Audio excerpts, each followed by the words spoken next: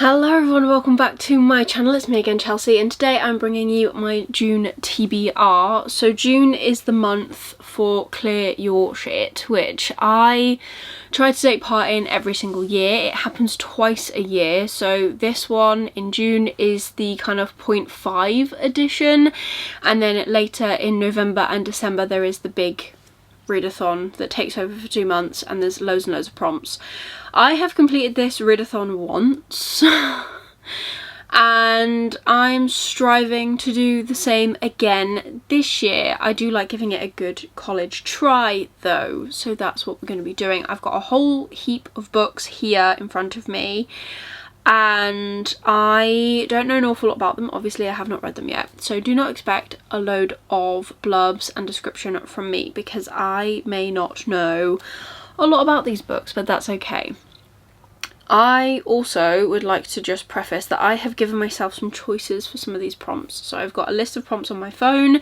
We will go through them all and we will see what we end up picking throughout the month. I will be doing a vlog, at least one, so you can actually see the thought process as I go through. But let's just get right on into the prompts. So the very first prompt is your most recently acquired book, and for that I'm going to pick Bury Our Bones in the Midnight Soil by V.E. Schwab. That is coming in the month of June for me, and it is one of my buddy read picks for myself and Kate. I am so behind for the buddy read picks for me and Kate, and I have already apologised to her. I do hope to catch up at some point. I will strive to catch up by the end of the year, and I will have finished all the V.E. Schwab books that I own and that are on this TBR that we have made at the start of the year. But for June, this is the one I want to conquer. It does mean I'm still behind, but this is also this month's pick, so we're kind of doing something. I don't know a lot about this. I think it's lesbian vampires, and that is literally all I know, but it's V.E. Schwab, so I want to give it a go. The next prompt is to pick a book that has been either recommended to you or gifted to you, and I have got a choice of two. I've got Green Rider by Kristen Britton, and I've got Hench by Natalie Zena Walshot. I hope I'm saying that right. Both of these were very kindly gifted by my friend Kate, who I'm doing the V.E. Schwab buddy read with. They're very different vibes, I think, if I'm completely honest. This one is following our main character Anna, who is working in a temp job and ends up being injured by a superhero. Although she does walk away, or semi-walk away, other people are not so lucky, but she ends up getting fired from that job, and then she is like really angry, obviously, as she would be at the superheroes. I don't know if she ends up going to work for a villain or something like that, but she is then against superheroes. And then this one is a very classic fantasy, I want to say. Don't know. Opening novel to a breathtaking fantasy series is a race against time for Carrigan Gladion to save her country, and it could cost her life. I remember seeing Taylor read this, and I really wanted to read this because she was reading it and she made it sound very, very good. So I have some choices. I do have other books on my shelves as well that have been gifted to me and all recommended to me. So I think this one will be quite a free-flowing, open one for me, because I kind of need some of that mood reading still in my TBR, but I kind of want to give myself some constraint because I seem to be veering wildly off course even with a slight constraint. So we'll see what happens this month. Next, it's a book that you or someone else might find cozy or comforting. I have got the Baby Dragon Cafe on my shelves. I've seen this everywhere and I was like, it's not really my usual thing, but I might give it a go, and I feel like this is going to be really cozy. This is following our main character Saphira, who opens a cafe for customers with pet baby dragons, but she isn't expecting it to be quite so hard to keep the fires burning. And then it also follows the local heartthrob, Aiden, who is a gardener and has a disobedient baby dragon as a major distraction from his beloved plants. So he is going to ask Saphira to train his dragon and pay her enough to keep the cafe afloat.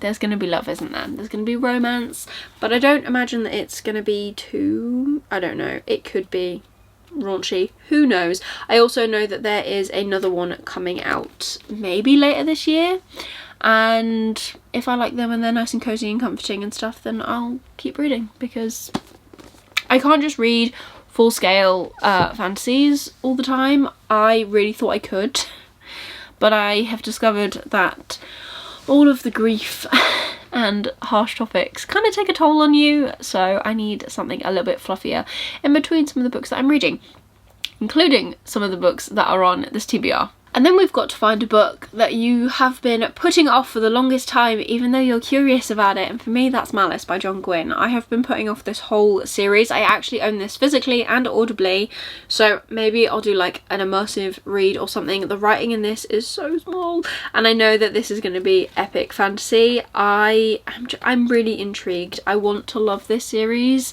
and I think I could love this series. I just need to actually give it a try. I have tried to read this before. I have started it years ago.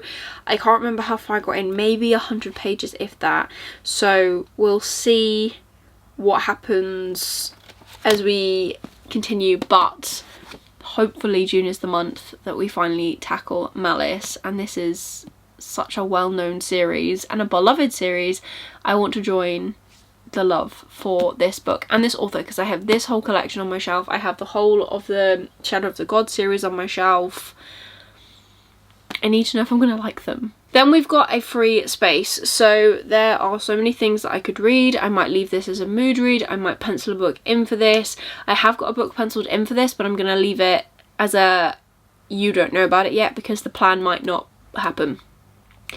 But if it does happen, you will find out what is going on. But yeah, so we've got a free space, which means we can do what we want and read what we want, followed by a short book.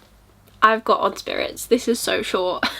This shouldn't be hard for me to read. This is by S.T. Gibson. It is meant to be like a prequel, I think, to Evocation. I had a mind blank then about the book. This is following Reese and Moira as they are newly married. I don't know how much of an appearance Reese is going to make in this, but well, they do. It does say that the couple turn to Reese's secret society for help. So I don't know, not Reese, I don't know how much David is going to make an appearance. This is following Reese and Moira. I don't know how much of an appearance David is going to make. That is what I meant to say. But this is from, I was very kindly sent this by Angry Robot Books, and this has got so many gorgeous like illustrations in it. You can buy this now. It is out, it's been out for a while, and I also know that Ascension is coming soon. I still have all of my fingers and toes crossed for an ARC, but we shall see. If not, I will need to obviously buy it because they're very pretty. But then I need to figure out what I'm going to do for book one, because I only have the ARC, which you can kind of see back here, for book one, and oh, there are so many pretty editions. I might have to scour Vinted for a copy so that I can continue to get matching editions. We'll see what happens. Again, I have got choice for this prompt, and that is a book with a mystery or a big secret involved, and I have got two YAs. I have got The Reappearance of Rachel Price by Holly Jackson, or Such Charming Liars by Karen M. McManus. Both of these were, I want to say, last year releases. I could be wrong, but I want to read them. I have read books from both of these authors before. Here's me trying to check. I don't know. These, I'm pretty sure these came out last year. I could be wrong. But both of these are from authors that I've read from before. Karen M. McManus, I own like probably every single book, I think, and the same goes for Holly Jackson. This is the author that wrote A Good Girl's Guide to Murder and 5 Survive, and then Karen M. McManus, One of Us is Lying and following books as well. So they're both really well known probably in the YA mystery space. I am excited to read both. I just haven't got round to either, which is kind of sad, because I bought these in hardback because I was so excited to read them and then just never got around to them. Unfortunately, it's one of those things. But yeah, we're here and we're going to try and read them anyways. And then the next space is an exciting book. Now, I'm not sure if I'm going to count this as a book that is exciting or a book that I am excited to read. I have left this space open currently, because if it is a book that is exciting, I'm going to have to figure that out as I read the book. And if it is a book that I'm excited about, then we might need to find one. It could be that we end up reading like both of these, and because there's a thriller mystery element in them, one of them is classed as exciting, and then I have both of these read for two different prompts. I don't know, but that's where we're currently at. And then the very final prompt is a book with a green cover, and for that I have got The Sorrow of the Sea by Stephen Orion on my list of things to finally read. This is newly released, it has literally just come out. As I'm filming this, I am anxiously awaiting my broken binding copy, which should be coming in a couple of days time because it is a bank holiday as I'm filming this, and there's no post on bank holidays. So I am having to be patient, but I have very kindly been sent this copy as well, which I will obviously read and review for you guys. This is the third and final book in the Falcon and the Nightingale series. Wrong way round, the Nightingale and the Falcon series, I always get that muddled. And it's such a good series. This is a historical but not historically accurate fantasy book set in the time period of the Great Khan, and we are in Persia. So I really love this. I love the sprinkling of magic within this series. There is so much tension between our multi POVs. I just really loved it. I really enjoyed the first two books, so I can't wait to get to the third one. I just unfortunately haven't been able to pick it up yet, and that is what we're gonna be doing very, very soon. So that is the final book on the TBR for June. As you can see, there is a bit of wiggle room. There will always be wiggle room. Some of these books might not even get read. I'm really hoping that I try and cross off every single prompt. The board for Clear Your Shit in June is actually like a snake board. Like you follow it prompt for prompt up this like ladder, which is very interesting and different. I do love the amount of hard work that the creator puts in to this readathon. It is good fun. I'll leave a link down below to the Instagram so you can check it out for yourself if you so wish, and then they have all the relevant links as well on that Instagram.